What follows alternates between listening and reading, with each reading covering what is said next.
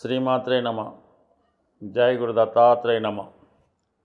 ఈ వీడియోలో మనం వృశ్చిక రాశి వారికి అక్టోబర్ 1 నుంచి డిసెంబర్ 31 మధ్యలో జరగబోయే త్రైమాసిక ఫలితాల్లో మీరు తీసుకోవలసినటువంటి జాగ్రత్తల గురించి తెలుసుకునే ప్రయత్నం చేద్దాం. ఏదైనా వృశ్చిక రాశి వారికి కుజుడు యొక్క స్థితి ఇంపార్టెంట్ అన్నమాట.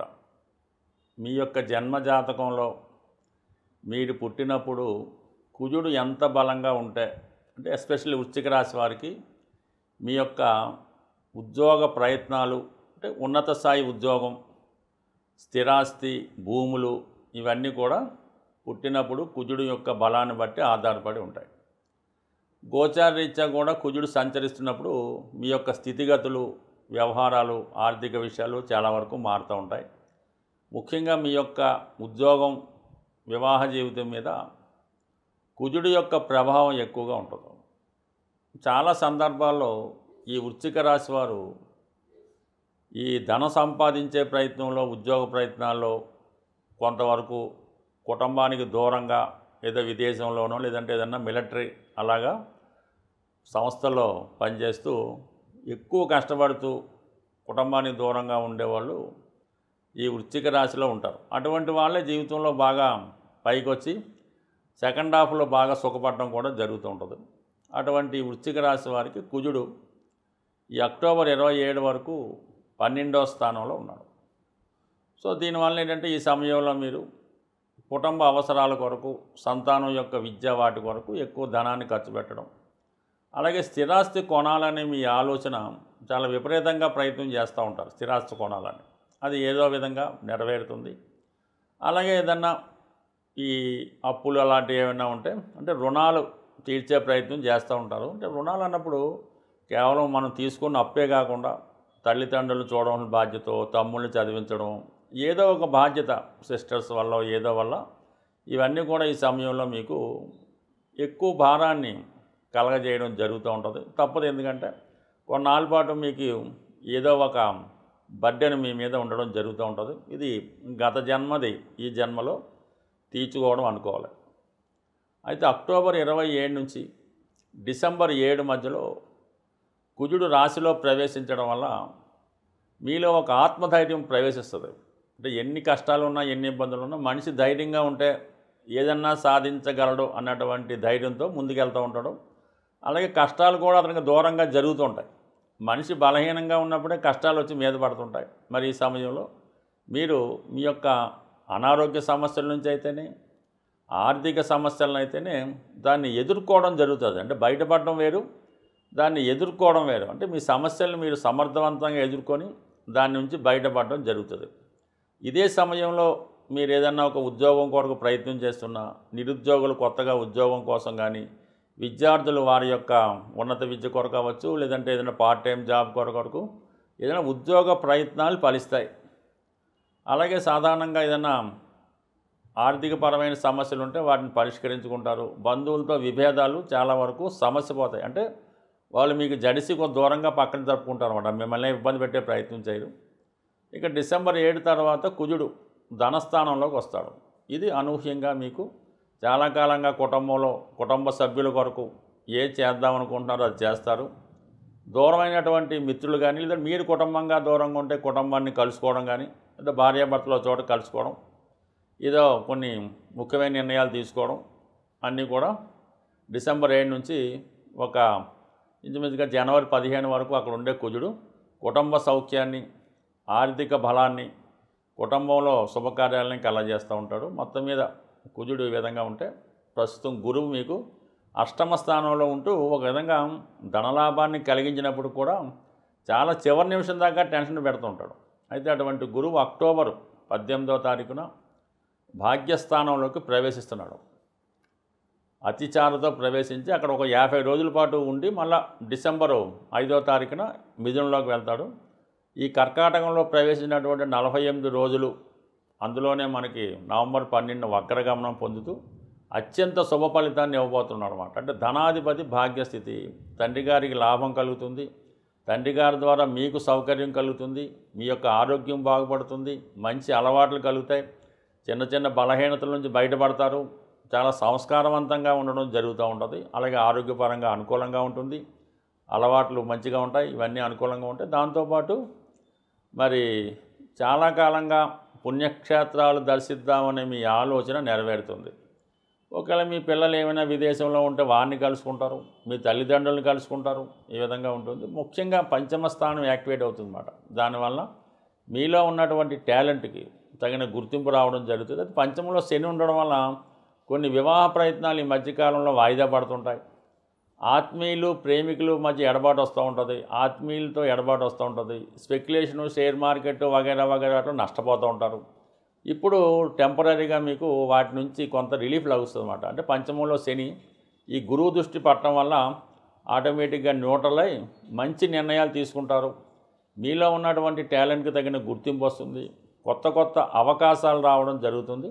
తద్వారా మీ జీవితాన్ని ఒక మంచి మార్గంలో పెట్టే ప్రయత్నం చాలా వరకు జరిగే అవకాశం ఉంది. అంటే ఓవరాల్గా మీకు ఏదన్నా ఈ సంవత్సరంలో అత్యంత బెస్ట్ పీరియడ్ అన్నది ఈ అక్టోబర్ 18 నుంచి డిసెంబర్ 5 మధ్యకాలంలో రాబోతుంది.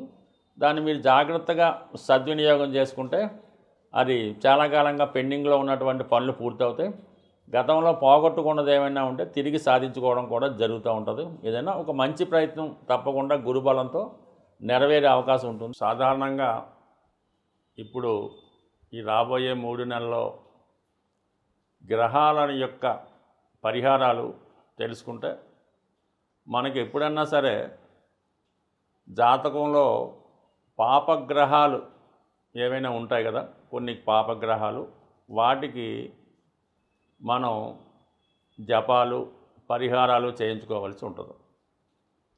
అలాగే ఏదైతే మనకి అనుకూల గ్రహాలు పుణ్యగ్రహాలు ఉంటాయో వాటికి సంబంధించిన గ్రహాలకి దానాల రూపంలో కానీ దానికి సంబంధించినటువంటి దైవాన్ని ఆరాధించడంలో మనం ఆ గ్రహాల యొక్క అనుకూలత సాధించవచ్చు.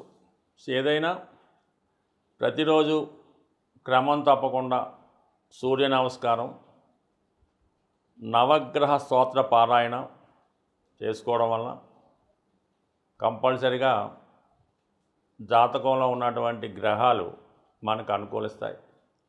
ముఖ్యంగా తండ్రి గారిని గౌరవిస్తూ వారి యొక్క మాటకి విలువ ఇవ్వడం వల్ల, వారిని అనుసరించడం వల్ల, మొత్తం మీద వాళ్ళు చెప్పించేయడం వల్ల రవిగ్రహం అనుకూలించి మీకు అటు మంచి ప్రభుత్వ అనుకూలత, ప్రభుత్వ ఉద్యోగం లాంటివి వచ్చే అవకాశం ఉన్నది. గురువు యొక్క అనుసరించడం వల్ల అంటే గురువుని పూజించడం వల్ల, అంటే పూజించడం అంటే వ్యక్తిగతంగా మీ గురువు ఉంటే ఆ గురువుకి సేవ చేయడం, ఆ గురువుగారు చెప్పినట్టు నడుచుకోవడం, వారికి కొన్ని సౌకర్యాలు కల్పించడం వల్ల, అంటే గురువుని మీరు బాగా నమ్ముకుంటే జాతకంలో ఉన్నటువంటి జూపిటర్ అనుకూలించి మనకి మంచి సంస్కారాన్ని, ధనాన్ని, సంపదని ఇవ్వగలడు.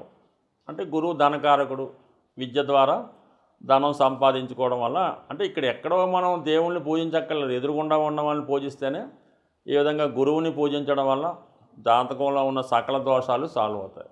ఇంకా మదరు, తల్లిని సేవించడం వల్ల, తల్లిగారిని గౌరవించడం వల్ల, వారి ఇబ్బందుల్లో ఉంటే వారిని కొద్దిగా జీవనోపాధి కల్పించడం వల్ల మీకు జాతకంలో ఉన్నటువంటి చంద్రుడు యాక్టివేట్ అయి మీకు గృహ సౌఖ్యాన్ని కలిగించడం జరుగుతుంది.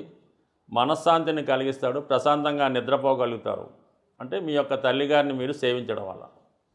ఇక శుక్రుడు అంటే మీ జీవితంలో మీ భార్యని గౌరవించడం వల్ల, వారిని మర్యాదగా చూడటం వల్ల, లేదంటే మీ పెద్ద కుమార్తె, మీ ఆడపిల్లల్ని, మీకు పుట్టినటువంటి ఆడపిల్లల్ని గౌరవంగా చూడటం వల్ల వాళ్ళకి సదుపాయాలు కల్పించడం, మీ సిస్టర్స్ వీళ్ళంతా కూడా శుక్రుని యొక్క కారకత్వాలు, వాళ్ళకి గౌరవప్రదంగా చూస్తూ వాళ్ళకి ఇవ్వవలసిన కానుకలు కానీ సాంప్రదాయంగా ఇవ్వాల్సింది కానీ ఇవ్వడం, సాధారణంగా స్త్రీధనం తీసుకోవడం కానీ, స్త్రీలకు ఇవ్వాల్సినటువంటి వాటా మన సాంప్రదాయ ప్రకారం గతంలో కేవలం మగపిల్లలకే వాటా ఉండేది, స్త్రీలకు ఏదో ఇచ్చి పంపిస్తుంటారు. కానీ ఇప్పుడు సమాజం ప్రకారం వాళ్ళకి ఏమైనా వాటా ఇవ్వాల్సి ఉంటే ఖచ్చితంగా మీరు వాళ్ళకి ఇవ్వాల్సింది వాళ్ళకి ఇచ్చేసేయండి. భగవంతుడు మీకు ఇవ్వాల్సింది మీకు ఇవ్వడం జరుగుతూ ఉంటుంది. ముఖ్యంగా స్త్రీధనం మీరు ఉపయోగించుకున్నా, దాన్ని మీరు సొంతం చేసుకున్నా, కంపల్సరీగా ఇబ్బందులు ఎదురుతూ ఉంటాయి.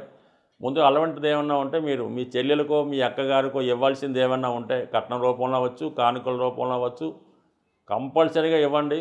మీకు శుక్రుడు అనుకూలించి విశేషమైనటువంటి ఐశ్వర్యాన్ని ఇవ్వడం జరుగుతూ ఉంటుంది. అలాగే కుజుడు సహకరించాలంటే మీ తోడబుట్టిన వాళ్ళు అంటే మీ తమ్ముడిని చదివించడమో, వాడిని మంచి మార్గంలో పెట్టడమో, వాడు ఏమైనా ఇబ్బందుల్లో ఉంటే వాడిని సరైన మార్గంలో పెట్టడం వల్ల కుజుడు యాక్టివేట్ అవ్వడం వల్ల మీకు భూములు స్థిరాస్తులు కలిసి వస్తాయి, మానసిక ధైర్యం కలుగుతుంది, మంచి సంతానం కలిగే అవకాశం అది ఉంటుంది. సో అలాగే మరి బుధుడు మరి మీ యొక్క చిన్న చెల్లెలు కానీ అలాగే మీ చిన్న కుమార్తె కానీ దానికి బుధుడు కారకత్వం వహిస్తూ ఉంటారు.